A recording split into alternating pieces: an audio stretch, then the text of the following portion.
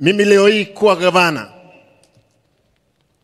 Baba Raila aliniteua kuwa kansela kule Nairobi kwa miaka 5.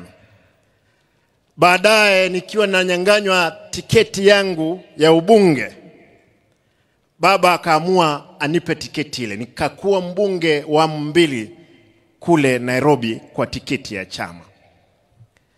Na hata wakati nilikwenda Kisii kusimama kama gavana, hawakuamini kwamba ningechukua. Baba akanipa tiketi ile. Nimesoma katika darasa la baba. Amenipa mtihani. Nimepita mtihani. Baba ananipigia simu akiwa hapa. Mara ya kwanza mwezi uliopita akaniambia nikatoka Nairobi kuja kumuona. Tukaongea. Akaniambia nirudi Nairobi niende kukutana na Rais Ruto. Tuongee mambo ya chama na viongozi wa Kisii kukutana na yeye. Baadaye wiki moja kabla hajaenda kule India, mzee amenitafuta kwa simu. Akaniambia nataka simu ya bibi yangu. Alikuwa anataka amuongeleshe. Nikampea, wakaongea. Wakakubaliana kwamba wiki hiyo angesafiri kule Uchina kwenda kutibiwa.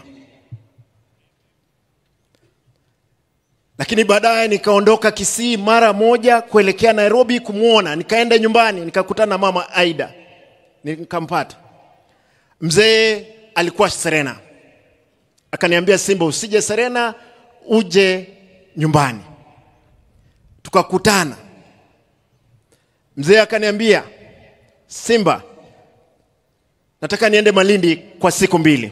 Nitarudi nione kama nakwenda India ama naenda Uchina. Tukakubaliana na baba, akaenda Malindi, akarudi.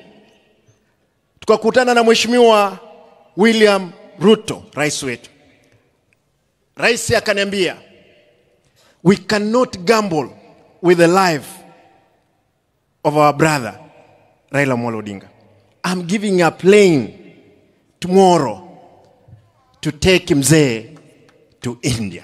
And Mheshimiwa Rais, nashukuru, asante sana.